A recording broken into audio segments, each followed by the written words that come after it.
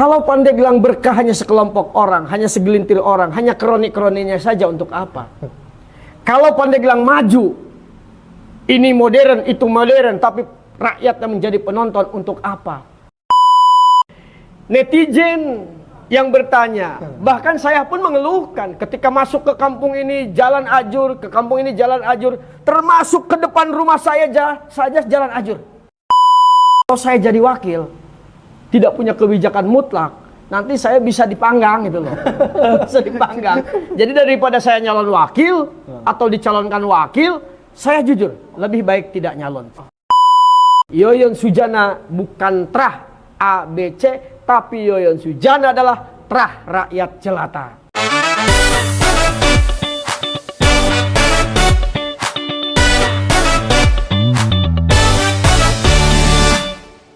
Bismillahirrahmanirrahim. Assalamualaikum warahmatullahi wabarakatuh. Selamat sore. Waalaikumsalam warahmatullahi wabarakatuh. Selamat sore pemirsa Pandeglang News. Bertemu lagi bersama saya Muhammad Agus Salim, Pandeglang News, dalam program Politik Talk Show, di mana membahas tentang seputar dunia politik hingga saat ini menjelang Pilkada 2024. Kita ingin menyajikan sebuah pendidikan politik, terutama ide gagasan para calon kandidat di Kabupaten Pandeglang untuk menjadi referensi pertimbangan masyarakat Pandeglang dalam menentukan pemilihan pemimpin 5 tahun ke depan.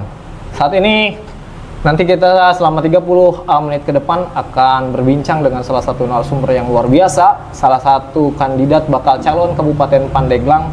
Beliau merupakan warga masyarakat asli dari Kabupaten Pandeglang yang sudah lama malang melintang di dunia politik. Saat ini bersama saya Yoyon Sujana SE. Selamat sore Pak Yoyon. Selamat sore. Assalamualaikum warahmatullahi wabarakatuh. Waalaikumsalam warahmatullahi wabarakatuh. Pak Yoyon, terima kasih atas waktu dan kesempatannya. Alhamdulillah, sama-sama. Saya juga baik secara pribadi, institusi, lembaga Partai Demokrat Provinsi Banten, karena saya sebagai Wakil Ketua 1 DPD Partai Demokrat Provinsi Banten, dan juga atas nama lembaga DPRD Provinsi Banten, karena pada kesempatan ini saya masih jadi salah satu anggota DPRD Provinsi Banten fraksi Partai Demokrat, dan kebetulan saya sebagai Wakil Ketua Komisi 2 di DPRD Provinsi Banten. Siap. Kami mengaturkan terima kasih karena saat ini lokasi kita talk show saat ini berada di markasnya Demokrat Pandeglang gitu ya. Demokrat Banten ya? Bukan. Jadi ini kalau saya harus sampaikan bahwa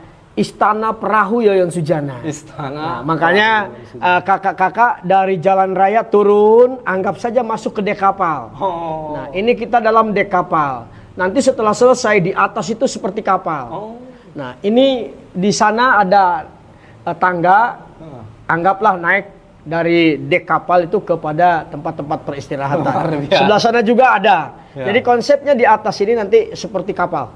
Penuh filosofi lah. Nah, sehingga namanya di Google saja tinggal klik Istana Perahu Yoyon Sujana, pasti nyampe ke sini. Oh, luar biasa. Pak Yoyon, sebelum membahas lebih jauh tentang dunia politik, karier politik Pak Yoyon, kita ingin tahu nih masyarakat, mungkin sebagian masyarakat atau warga tahun 2000 ke atas sudah mengenal siapalah Pak Yoyon. Tapi mungkin sebagian masyarakat generasi Z, generasi milenial, tentu ingin sowan begitu melalui media online kita. Siapa sih sosok Pak Yoyon ini? Yang katanya begitu sudah menjabat belasan tahun, yang merangkap dunia politik dari sebuah desa begitu ya, dan menjabat sebuah kepala desa. Maka Pak Yoyon bisa dikenalkan sih kepada kita, siapa sih sosok Yoyon Sujana itu? Terima kasih. Saya Yoyon Sujana, sarjana ekonomi. Kalau harus berbicara zaman modern, saya trahnya rakyat jelata, bukan trah ABC, tapi Yoyon Sujana trah rakyat jelata. Kenapa saya sampaikan demikian? Bahwa saya malang melintang menempuh karir ini bukan suatu hal yang mudah. Berawal dari pemuda yang bergaul dari satu kampung ke satu kampung yang lain, dari satu desa ke desa yang lain, dari satu kecamatan ke kecamatan yang lain, sehingga di era kepemudaan saya bisa menguasai wilayah-wilayah daerah kekerasan seperti terminal Labuan itu sempat saya pegang sampai saya lepaskan kembali itu di tahun 2010 awal, ketika saya akan dan sudah terdaftar jadi calon Bupati Pandeglang pada saat itu. Saya berpikir, masa sih calon bupati masih harus minta jatah dari terminal kan gitu. Jadi nggak etis gitu ya. Nah, saya serahkan kepada pemuda dan jatah dari terminal waktu saya katakanlah berpetualang itu sekarang dipakai oleh 3 desa. Desa Surakarta, Desa Harapan Karya, dan Desa Margasana, Torogong sendiri. Sampai hari ini masih ada. Sebetulnya jatah saya tapi diberikan oleh 3 kelompok pemuda di 3 desa dalam 1 kecamatan. Nah, alhamdulillah saya dari Malang Melintang sebagai pemuda pernah bekerja juga di beberapa perusahaan seperti PT Aneka Warna di Bandung. Di PT Sipatek saya pernah bekerja di situ. Lalu saya pernah jadi karyawan pom bensin. Pom bensinnya adalah milik kakak saya katakanlah, yaitu pom bensin Labuan dengan pom bensin Anyer.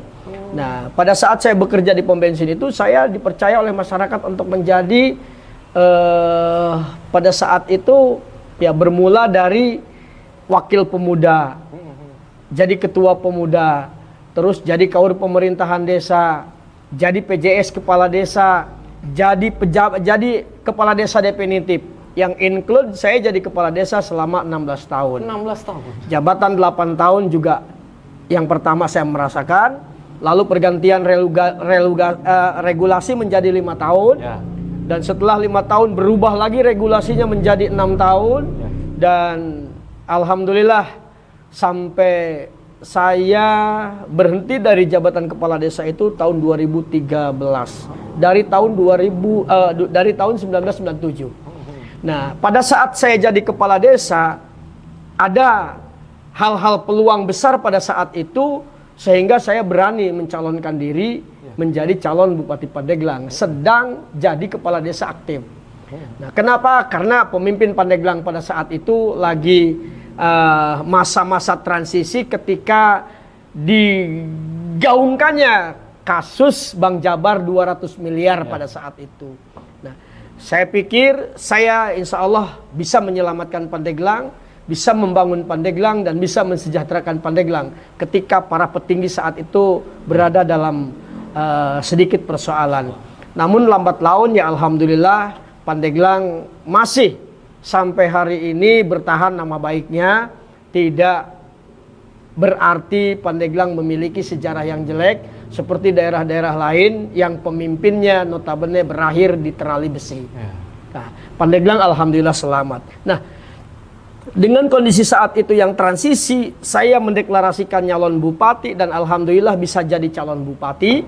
Kalaupun pada saat itu ada 6 pasang calon, saya berada di peringkat ketiga, dan peringkat keempat, kelima, keenam saat itu disatukan pun suaranya masih banyak saya. Maka dengan demikian, ketika momentum di tahun 2024 ini, saya akan maju kembali dengan membawa tagline Pandeglang Berjaya. Pandeglang berkah, maju, dan rakyatnya sejahtera. Didasari bukan karena saya mencari popularitas, bukan mencari sensasi. Akan tetapi saya bertekad bulat untuk merebut dan meraih keberhasilan yang tertunda di tahun 2024 ini, mudah-mudahan teraih bersama masyarakat Pandeglang tanpa terkecuali. Kenapa itu menggebu-gebu? Karena saya rasa saya sering turun ke bawah bersama masyarakat. Masyarakat itu kadang-kadang nyeleneh. Nyelenehnya apa? Ya bisa dikatakan ini loh kalimat Allah, bukan kalimat seseorang. Seperti Pandeglang berkah. Berkah itu seharusnya berkah itu atas keberkahan dari Allah. Tapi kata masyarakat bukan. Jangan Pak Yoyon, jangan pakai Pandeglang berkah. Kenapa? Berkah juga buat kelompoknya. Berkah juga buat katanya kroni-kroninya saja. Kami mah seperti ini. Loh, saya bilang jangan terinspirasi, tersugesti bahwa kalimat berkah ini menyiksa kita. Jangan, saya bilang. Karena kalimat berkah ini adalah kalimat yang dilandasi oleh kebesaran dan kekuasaan Allah Subhanahu wa taala, dan harapan semua orang untuk mendapat keberkahan. Sehingga pada akhirnya saya pada tanggal 2 bulan 2 2022 melahirkan tagline Pandeglang Berjaya. Pandeglang berkah, maju, dan rakyatnya sejahtera. Insya Allah terwujud bersama masyarakat Pandeglang di momentum pilkada ke depan. Dan insya Allah sesuai dengan baju yang selalu saya pakai. Saya pengurus Demokrat, wakil ketua 1 di DPD Partai Demokrat Provinsi Banten. Saya wakil rakyat, fraksi Partai Demokrat. Jadi tak ada satu halangan pun, kemanapun melangkah, dalam acara apapun, saya pakai alma mater Demokrat. Karena ini adalah partai yang saya cintai, partai yang membawa keberkahan saya, keluarga, dan warga masyarakat seluruh Indonesia tentunya. Kenapa? Karena wasilah Partai Demokrat, kader terbaiknya jadi presiden, GBS diangkat PNS tanpa syarat, Sekdes diangkat PNS tanpa syarat.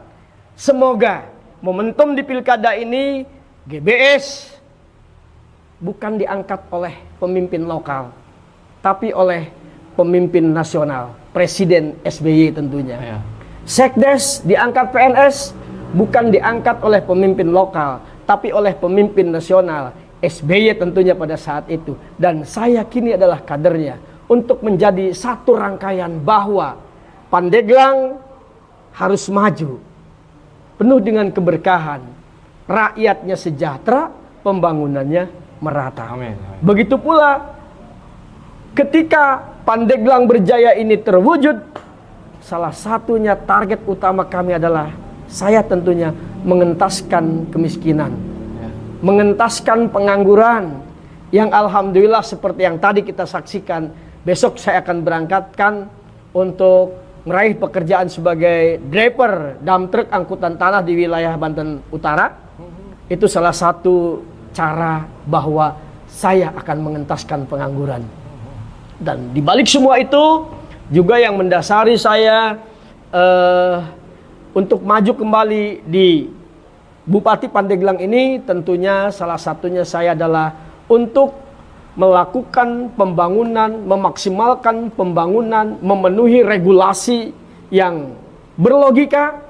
Salah satunya adalah pembangunan yang akan kita lakukan infrastruktur terlebih dahulu, yaitu pembangunan dari hilir ke hulu, bukan dari hulu ke hilir. Nah, dari hari ini ke belakang, pembangunan itu dilakukan dari hulu ke hilir. Hulunya mana? Kalau air, hulunya adalah di hutan, pegunungan. Tapi kalau jalan, hulunya adalah di jalan nasional, jalan provinsi, jalan desa, atau jalan wilayah perkampungan. Hilirnya mana? Ujung kampung. Nah, ketika jalan dibangun dari ujung dulu, baru berjalan ke hulu. Ketika alat berat selesai, maka jalan yang baru dibangun tersebut tidak terinjak lagi oleh alat-alat besar, sehingga kekuatan jalan bisa permanen, bisa lama, dan manfaat buat masyarakat pun bisa berkepanjangan. Tapi kalau dilakukan seperti yang sudah-sudah, dari hulu dibangun, umpamanya ini jalan nasional, dibangun dulu di sini, dapat 100 meter, berhenti, kesananya ajur. Tidak seperti yang diabaikan saja. Sepertinya diabaikan saja. Lalu ketika akan membangun yang sana, ini yang ini keinjek lagi oleh alat-alat berat, mobil angkutan batu, angkutan pasir, angkutan split, atau mobil-mobil molen, angkutan untuk melakukan ngecor dan sebagainya. Ini rusak kembali. Jadi pembangunan tidak akan selesai. Nah, itu diantaranya saya akan melakukan pembangunan dari hilir ke hulu. Kalau istilah singkat, hilirisasi. Nah, hilirisasi ini apa saja? Bukan saja melakukan pembangunan jalan, akan tetapi kita mengapresiasi, merealisasikan usulan masyarakat seperti pembangunan madrasah, musola, majelis, masjid. Tentu kita lihat dulu. Nah, sejauh mana kebutuhan masyarakat, sejauh mana kerusakan masjid ini. Nah, kita lihat dan kita minta persetujuan bukan hanya kepada panitia pembangunan, tapi kepada tokoh-tokoh lokal, tokoh agama, tokoh masyarakat, tokoh pemuda. Apakah masjid yang baik ini harus dipugar, kan begitu? Kalau toh tidak, umpamanya, ya udah kita renovasi saja biar indah. Lalu mana yang urgent lagi? Nah, itulah yang dimaknai dengan hilirisasi. Nah, terus umpamanya majelis. majelis ini bagus, tapi datang proposalnya ke meja kita. Nah, apakah kita lakukan tanpa ditinjau kembali? Ya tentu harus ditinjau kembali. Kita lihat, apakah majelis taklim atau majelis zikir ini apa kekurangannya? Apakah pelebaran atau sarana umpamanya MCK-nya dan sebagainya? Kalau merusak bangunan tatanan yang begitu bagus, yang telah mengeluarkan daya setrum para jemaah untuk berduyun-duyun, untuk berzikir, ngaji dan sebagainya di situ, kenapa harus dirusak? Yuk kita lakukan pelebaran dengan metode persetujuan, bukan hanya pemilik majelis, tapi tokoh-tokoh lingkungan dilibatkan, termasuk para kepala desa, RT RW yang di sekitar sana kita libatkan. Ya, luar biasa. Tapi sebelum di sana Bu, luar biasa nih, sangat menggebu-gebu. Kita ingin tahu Pak, apakah memang keterjun politik ini satu-satu cita-cita nih dari kecil begitu? Atau mungkin Bapak tidak menyangka saat ini juga bakal menjadi seorang politikus yang senior begitu? Gimana tuh Pak? Kalau ditanya latar belakang bagaimana kok bisa seperti ini, tentu ini adalah anugerah dari Allah Subhanahu wa Ta'ala. Saya jujur, kalau berbicara cita-cita dari kecil itu, saya ingin menjadi pesilat yang ulung. Pesilat. Lalu saya ingin bermanfaat hidup buat siapa saja, dan saya ingin menjadi orang yang tenar dalam segala kebaikan. Artinya perilaku saya dapat dimanfaatkan oleh semua orang. Itu saja. Nah, seiring jalan berkembangnya pola pikir, berkembangnya pergaulan, berkembangnya pemahaman, sehingga ya saya tidak pernah bermimpi untuk menjadi kepala desa, tapi tiba-tiba masyarakat mendukung saya untuk menjadi kepala desa. Dan jujur, pertama kali saya jadi kepala desa, saya tidak daftar. Akan tetapi didaftarkan oleh masyarakat.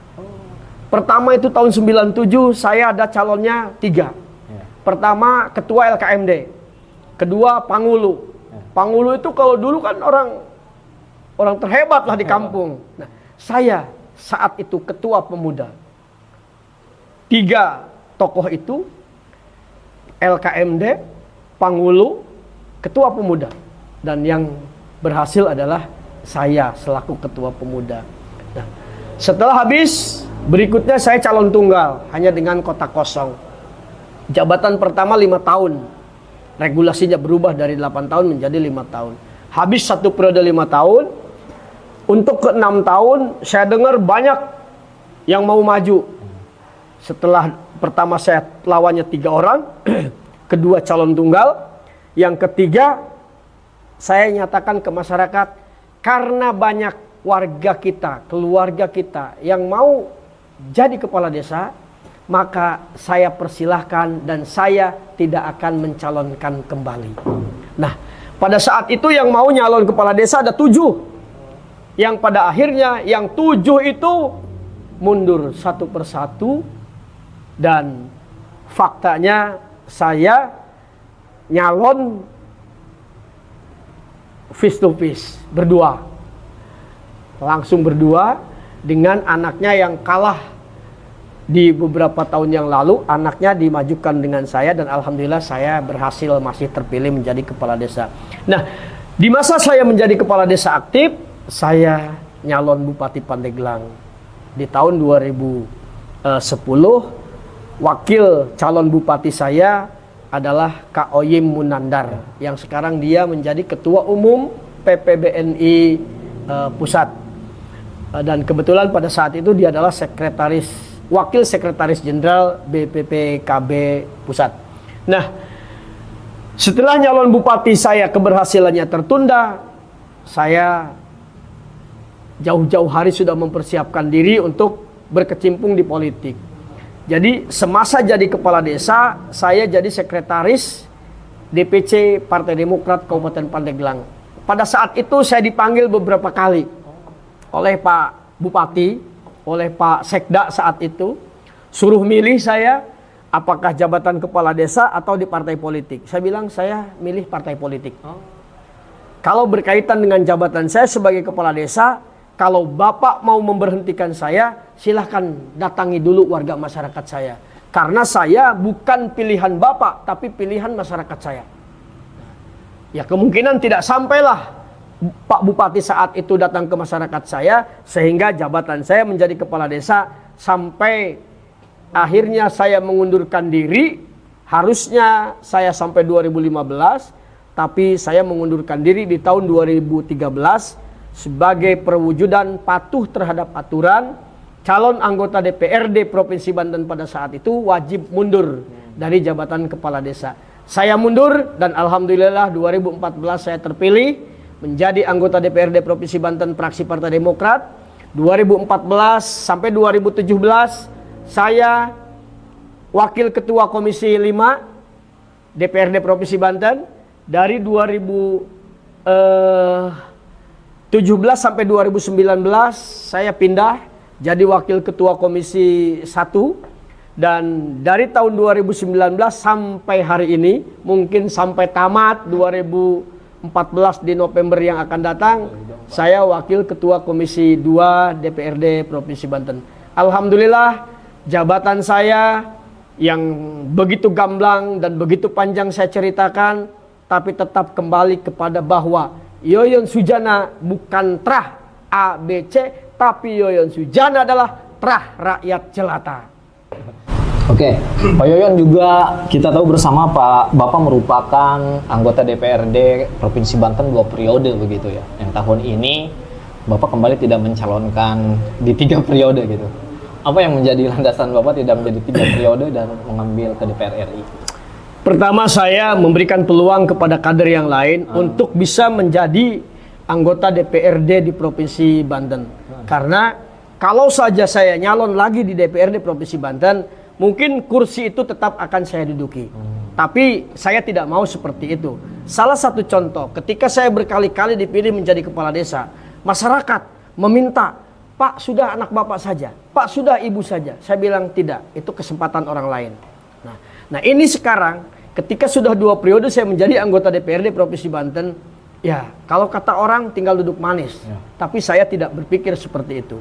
Biarkan peluang ini buat orang lain yang akan mengisinya, yang belum pernah. Biar sama-sama merasakan dan kembali feedbacknya untuk kepentingan rakyat. Mudah-mudahan yang menggantikan saya dari Pandeglang untuk menjadi wakil rakyat di DPRD Provinsi Banten itu bisa lebih baik daripada saya. Dan saya maju ke DPR RI. Ini bukan merupakan bahwa kok sombong amat Yoyon Sujana, bukan. Tapi ini adalah salah satu bentuk kepatuhan saya kepada pimpinan. Ketika kalau tidak salah 9 bulan sebelum pendaftaran pencalonan anggota DPR, saya sudah diperintahkan untuk bersiap-siap maju ke DPR RI. Nah, jadi saya patuh terhadap pimpinan, mengikuti regulasi, dan saya punya harapan. Ketika saya menjadi anggota DPR RI, pertama yang saya lakukan adalah untuk mengusulkan bagaimana caranya agar ada regulasi perlindungan terhadap para ulama dan para pelajar. Kenapa? Karena kita lihat semakin sekarang ulama bicara keras langsung di justice, ulama radikal. Nah, pelajar orasi keras dijemput, pelajar yang mengganggu situasi. Tapi kalau payung hukumnya jelas, umpama barang siapa, agama manapun yang memaksakan kehendak untuk mengajak penganut agama tertentu kepada agamanya, maka akan dipidana sekian, sekian, sekian, denda sekian, sekian. Insya Allah tidak akan ada yang mempengaruhi orang-orang Islam untuk pindah agama. Orang-orang agama lain untuk pindah juga agama. Jadi sesama saling mengayomi, mensyukuri apa yang ada dengan kehidupan yang damai di bawah landasan Pancasila dan Undang-Undang Dasar 1945. Nah, kalaupun tidak terlaksana oleh saya, mudah-mudahan didengar oleh jajaran lembaga DPR RI agar bisa menumbuhkan regulasi itu supaya ulama dan tokoh-tokoh agama yang lain merasa dilindungi dengan sesungguhnya dan tidak ada pemaksaan untuk masuk kepada agama tertentu. Luar biasa. Ada pertanyaan dari netizen terkait kita pernah posting kegiatan Bapak yang belusukan ke warga begitu, ke tempat-tempat itu. ada celetukan dari netizen bahwa Bapak mengkritisi kondisi infrastruktur di Pandeglang, lalu ada yang bertanya, selama ini 2 periode di DPRD Banten, kira-kira kontribusi apa yang dibawa untuk Pandeglang? Itu mungkin kita klarifikasi di sini, Pak. Baik, saya memaklumi kepada netizen yang tidak tahu terkait regulasi. Ya. Nah, di mana regulasi itu ada kewenangan yang bisa dibangun oleh dana desa, ada kewenangan pembangunan jalan itu yang dibangun oleh kabupaten, oleh provinsi, dan oleh pusat. Ya. Nah, saya contohkan sekarang salah satu kewajiban pemerintah Provinsi Banten dalam infrastruktur pembangunan jalan Mengger Caringin, Mengger Ciomas Palima, Saketi Picung Munjul Angsana Panimbang, Munjul Cikesik Cibaliung. Jadi kewenangan pemerintah Provinsi Banten untuk persoalan pembangunan jalan utama ini sudah di angka 95%. Hampir tuntas selama 2 periode Yoyon Sujana berada di dalam Badan Anggaran DPRD Provinsi Banten. Nah, netizen yang bertanya, bahkan saya pun mengeluhkan ketika masuk ke kampung ini jalan ajur, ke kampung ini jalan ajur, termasuk ke depan rumah saya saja jalan ajur. Kenapa? Karena itu kewenangan pemerintah kabupaten yang tidak bisa dibangun oleh kami pemerintah provinsi. Jadi ada kewenangan masing-masing. Nah, ada kewenangan masing-masing. Oke, jadi clear Pak ya. Tadi sudah dijelaskan bahwa pembangunan itu ada masing-masing kewenangan. Betul. Begitu. Ada dari kewenangan pemerintah desa melalui dana desa, ada kewenangan pemerintah kabupaten yang rame-rame sekarang itu katanya Jaka Mantul, nggak tahu kemana aja. Terus ada kewenangan pemerintah Provinsi Banten dan ada kewenangan pemerintah pusat. Nah, salah satu yang sering saya komentari adalah kewenangan pemerintah kabupaten dan termasuk kewenangan pemerintah pusat pun harus kita komentari. Karena apa? Jalan yang masih bagus ditimpa kembali, tapi rakyat yang menjerit jalannya ajur dibiarkan. Nah, ini perlu kita protes bersama. Mungkin di 3 tugas tadi ada budgeting, controlling, dan regulasi tadi. Apa yang Bapak bawa begitu dari DPRD provinsi? Kalau berbicara apa yang saya bawa, tentu tidak boleh saya katakan apa yang saya bawa. Tapi tentu yang layak adalah yang kami bawa. Anggota DPRD Provinsi Banten, delegasi Kabupaten Pandeglang. Banyak. 10 tahun terakhir ini ya seperti yang saya sampaikan tadi. Jalan utama lintas selatan. Dari Cimanggu Sumur sampai ke Cikesik, bahkan tembus ke Cilograng sampai ke Bayah ke sana, jalan luar biasa. Itu pemerintah provinsi. Terus jalan-jalan yang di di tengah-tengah kota Pandeglang katakanlah, yaitu jalan dari perapatan Mengger sampai Caringin. Terus Mengger Ciomas sampai Palima. Banyak. Panimbang Angsana langsung Cikesik bagus. Munjul Picung sampai ke Panimbang juga alhamdulillah luar biasa bagus. Dan itu salah satu karya-karya pemerintah Provinsi Banten. Dan juga berkaitan dengan relokasi rumah ketika pada saat itu pasca tsunami.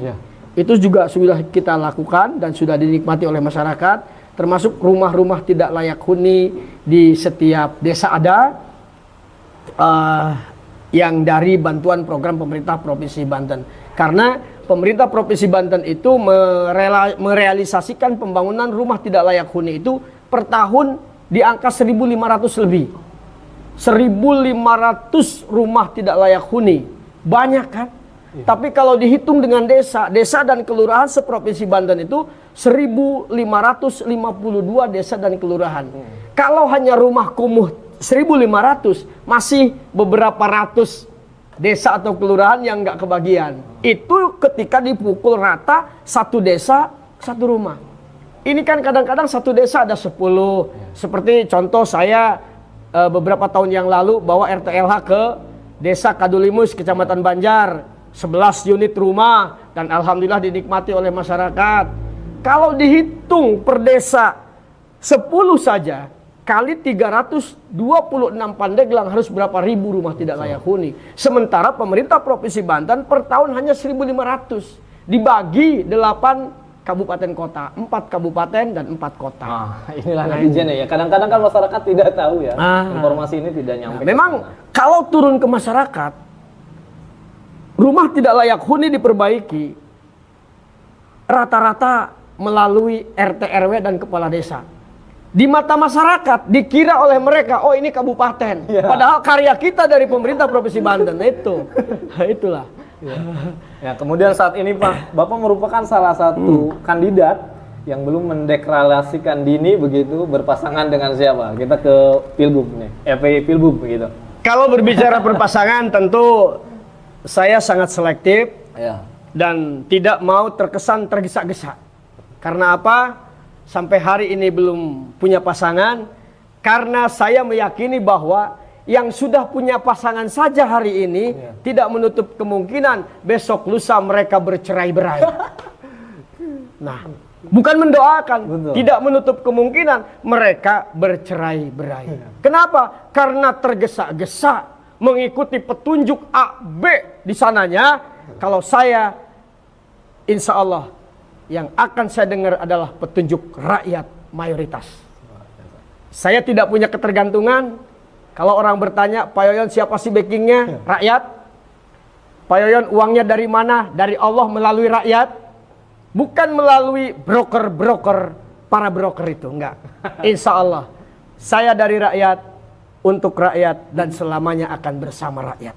Kalau dari Pak Yoyon sendiri, idealnya ingin berpasangan, sosoknya seperti apa? Ini kan udah banyak nih yang bermunculan. Apa punya sosok tersendiri mungkin yang nanti tiba-tiba dimunculkan? Ya, saya contohkan. Lahirnya tagline Pandeglang berjaya saja hasil istikharah. Luar biasa. Tak mungkin seindah itu dapat kalau gegabah saja meraih kalimat Pandeglang berjaya, Pandeglang berkah, maju dan rakyatnya sejahtera. Kalau Pandeglang berkah hanya sekelompok orang, hanya segelintir orang, hanya kroni-kroninya saja, untuk apa? Kalau Pandeglang maju, ini modern, itu modern, tapi rakyatnya menjadi penonton, untuk apa? Sehingga dikolaborasikan, dipadukan, Pandeglang berjaya, Pandeglang berkah, maju dan rakyatnya sejahtera. Itu salah satu contoh.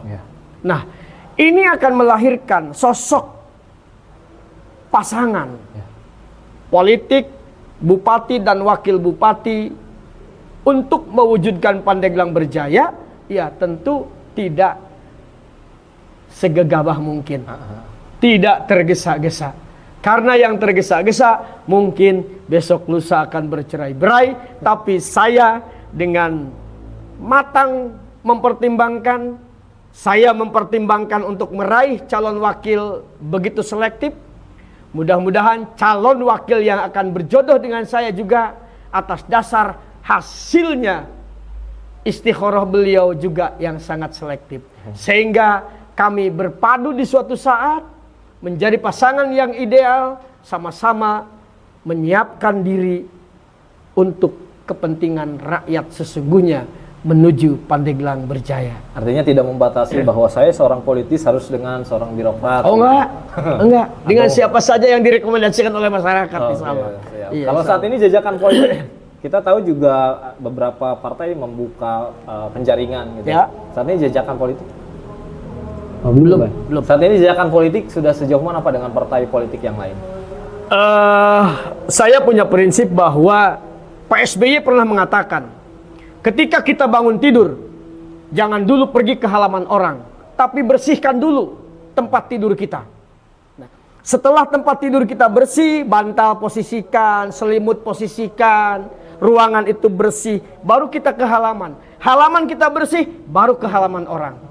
Nah, saya mengikuti jejak itu, sehingga ketika Demokrat membuka pendaftaran, nah saat itu saya daftar dan pengambilan formulir. Lalu dikasih waktu dalam waktu beberapa hari untuk mengembalikan formulir. Dan form itu kita kembalikan dengan selengkap mungkin. Nah, setelah Demokrat lengkap, baru saya berkonsolidasi dengan partai P3, dengan partai PKB, dengan partai PKS untuk bersilaturahmi, berbincang, berkolaborasi pendapat. Kalau toh umpamanya P3 akan mengusungkan kadernya siapa, bisa diterima enggak oleh masyarakat. Begitu pula PKB akan mengantarkan kadernya siapa, bisa enggak diterima masyarakat. PKS akan mengantarkan kadernya siapa, bisa enggak dengan diterima oleh masyarakat. Ketika bersatu dengan saya, apakah angka kemenangannya mungkin bisa diraih atau seperti apa? Nah, pengkajian-pengkajian itulah yang kita dalami masing-masing. Ketika pada kondisi sekarang ini saya sebagai pengurus Partai Demokrat dan anggota DPRD Provinsi Banten dari fraksi Partai Demokrat, tentu wajar menjustis bahwa saya dari Demokrat loh. Nah, tinggal mencari pasangan, yuk siapa yang bisa diterima oleh masyarakat, yang bisa berkoalisi untuk menciptakan satu perahu belayar menuju Pandeglang berjaya. Sinyal koalisi dari partai yang lain sudah ada. Semua punya sinyal baik.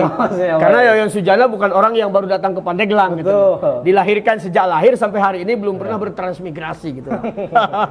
Jadi itulah, insya Allah saya akan dapat mewujudkan apa yang telah termaktub dalam visi misi saya. Diantaranya visinya adalah menuju Pandeglang berjaya, Pandeglang berkah, maju dan rakyatnya sejahtera. Misinya adalah membangun Pandeglang dalam segala bidang bersama masyarakat yang agamis, humanis, dan berdaya saing. Di antaranya penjabarannya adalah ada 5 poin dalam visi misi saya. Pertama, ingin meningkatkan kualitas dan pemerataan pembangunan infrastruktur serta menguatkan dan mengembangkan kualitas pembangunan, pertumbuhan ekonomi dan pendidikan, baik pendidikan agama maupun pendidikan umum. Kenapa disebutkan pendidikan agama menjadi yang terdepan? Karena Pandeglang ikonnya kota santri dan kota ulama. Kedua, meningkatkan SDM yang berdaya saing, meningkatkan kapasitas dan kapabilitas aparatur sipil negara, meningkatkan kualitas tata kelola birokrasi pemerintahan, mendorong gender untuk semakin proaktif dalam semua kegiatan untuk memajukan dan mewujudkan Pandeglang berjaya. Tanpa gender nggak bisa Pandeglang berjaya. Karena itu gender, mari bersama Yoyon Sujana bangkit dan maju bersama. Ketiga, meningkatkan dan menciptakan sumber daya manusia, sumber daya alam. Di samping sumber daya manusia, kita juga akan memanfaatkan sumber daya alam. Sumber daya alam ini kenapa meningkatkan? Karena Pandeglang segala sesuatu punya. Tambang emas ada, tambang batu ada, tambang pasir ada, laut yang begitu indah, luas, dan sangat produktif juga pertanian dan sebagainya. Menciptakan PAD. Ya, menciptakan PAD itu sangat berpeluang besar. Salah satunya adalah ketika dikaitkan dengan Pandeglang kota santri dan kota ulama, saya berinspirasi akan membangun masjid agung di tempat-tempat religi tertentu. Bila perlu kita ciptakan. Dan saya bercita-cita akan membangun museum kitab terbesar di Pandeglang, di Indonesia, mudah-mudahan. Kenapa? Karena ikon kota santri, kota ulama, ketika orang bertanya mencari kitab ini kemana, tapi kalau ada museumnya, minimal di situ kita bisa, ini kitab ini ada di anu, tapi ada di museum kita. Insya Allah, kalau Pandeglang sampai terbentuk museum kitab terbesar di Pandeglang, di Banten, di Indonesia, saya yakin turis lokal, turis nasional, turis asing akan berduyun-duyun datang ke Pandeglang. Gimana sih, seperti apa sih jadi magnet museum itu, kitab? Pak. Nah, itu salah satu menciptakan PAD, sumber daya pendapatan asli daerah. Kalau hanya mengikuti saja tidak berinovasi, kalau menurut saya sosok pemimpin itu harus yang punya semangat, berinovasi, dan berkreatifikasi. Kalau hanya mengikuti anak buah saja nggak bakal maju, tidak punya konsep. Maka konsep ini akan menjadi konsep unggulan. Keempat, mengentaskan kemiskinan dan mengentaskan pengangguran. Banyak cara. Nah, seperti yang saya lakukan tadi, kita dengan pergaulan, kita bisa nyambung dengan pihak-pihak perusahaan. supir dump truck kalau harus melamar belum tentu dapat 1-2 hari, belum tentu dapat seminggu 2 minggu. Tapi alhamdulillah dengan mudah kita dapatkan, dan insya Allah besok kita berangkatkan supir dump truck itu ke Banten Utara sekitar 30-40 orang. Lumayan. Kebutuhannya 100 orang. Terus kelima, menyelenggarakan, mengatur dan memberikan reward kepada berbagai kegiatan, kepada berbagai segmen kegiatan masyarakat, birokrat serta pelajar dan santri, juga organisasi-organisasi tertentu. Jadi kita memberikan si A diberangkatkan umroh, si A dikasih ini bukan karena kedekatan, tapi karena prestasi. Jangan sampai hanya karena kedekatan yang punya prestasi diabaikan. Nah, ini tidak adil. Jadi saya akan menumbuhkan satu keadilan yang seadil-adilnya. Siapapun yang punya prestasi melalui penilaian-penilaian tertentu, selama rewardnya itu, hadiahnya itu dari anggaran APBD, rakyat berhak untuk menikmatinya, bukan kerabat dan keluarga atau kolega orang-orang dekatnya saja. Artinya ada apresiasi. Nah, itu diantaranya 5 poin utama yang menjadi visi misi saya. Kalau secara penjabarannya, secara luasnya nanti akan dikolaborasikan dengan ide dan gagasan calon wakil. Nah, ide saya seperti ini tidak menutup kemungkinan wakil punya ide yang lebih cemerlang. Insya Allah berkolaborasi, satu tujuan untuk mewujudkan Pandeglang berjaya. Terkait tadi pencalonan, saat ini sudah banyak membicarakan P1 dan P2 begitu. Nah, saat ini Pak Yoyon ketahui belum dengan berpasangan. Komitmen seperti apa nih? Apakah Bapak tetap di P1 atau memang legowo menjadi P1 atau P2 tidak diterima? Saya selalu berpikir dan berperilaku yang realistis. Realistisnya saya 2010 saja ketika jadi kepala desa, saya calon bupati. Ini anggota DPRD Provinsi Banten 2 periode. Ya, bukan karena sombong. Karena pengalaman itu, saya tetap berada di Pandeglang 1. Pertama, saya dekat ke masyarakat.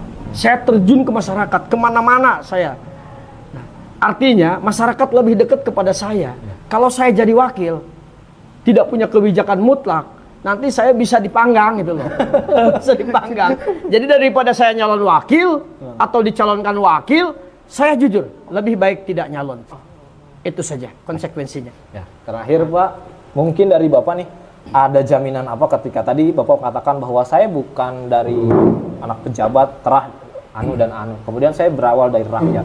Apa mungkin yang bisa Bapak berikan jaminan kepada masyarakat juga jikalau nih Bapak terpilih menjadi anggota, terpilih menjadi bupati, kemudian di mata masyarakat gagal dan lain-lain. Apa mungkin yang bisa di... Terima kasih. Jangan ragu, mari bersama Yoyon Sujana menuju Pandeglang berjaya. Pandeglang berkah, maju dan rakyatnya sejahtera. Kenapa? Alhamdulillah, selagi menjadi masa-masa remaja, pemuda, saya selalu belain teman, apalagi yang benar, yang salah saja saya belain. Nah, lalu selama menjadi kepala desa, 16 tahun saya menjadi kepala desa, alhamdulillah tak ada, kalau istilah uang mungkin seperak pun, kalau istilah barang mungkin sebutir pun, milik desa, milik negara, milik pemerintah yang saya selewengkan. Selama 10 tahun saya jadi anggota DPRD Provinsi Banten, alhamdulillah saya selalu berupaya merealisasikan masyarakat, tak pernah minta-minta apapun. Traktor turun ya turun, nggak pernah diikuti. Artinya tidak pernah minta kuas-kuas dan sebagainya. Mutlak itu kepentingan rakyat.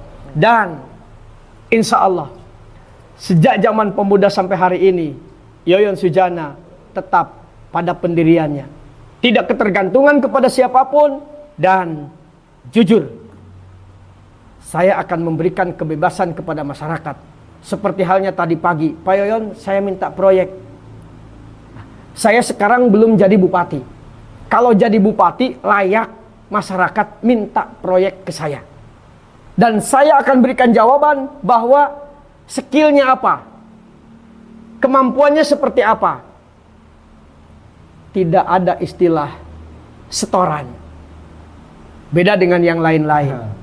Ketika datang, oleh-olehnya mana, berani berapa, dan sebagainya. Saya insya Allah plur untuk kepentingan rakyat, bagus buat dan untuk rakyat, jelek mungkin itu adalah kehilapan yang perlu saya pertahankan untuk menuju selalu hal-hal yang positif. Insya Allah sampai hari ini Yoyon Sujana selalu menunjukkan perilaku dan dedikasi menurut saya yang sebaik-baiknya. Mudah-mudahan masyarakat pun menganggap saya gak jelek-jelek amat. Siapa ada challenge Pak dari kita nih, mohon dijawab dengan cepat. Ada Boleh? pilihan-pilihan boleh. Nanti dari kita di Pandeglang News. Siapa ya? Bapak pilih karedok apa nasi uduk? Saya pilih karedok. Oke, infrastruktur apa pariwisata? Infrastruktur. Oke, pantai apa gunung? Dua-duanya kalau bisa. Birokrat atau politisi? Saya plur saja birokrat. Oh, birokrat. Oke. Pak Asep apa Pak Antus? Ya, saya memilih yang pernah bertemu. Siapa yang pernah bertemu? Pak Asep. Oke, terima kasih. Oke, pemirsa, itulah tadi gagasan, visi misi, serta profil Pak Yoyon Sujana yang sudah malang melintang di dunia politik. Mudah-mudahan ini bisa menjadi pertimbangan masyarakat untuk menentukan pilihan calon kepala daerah 5 tahun ke depan. Begitu, Pak.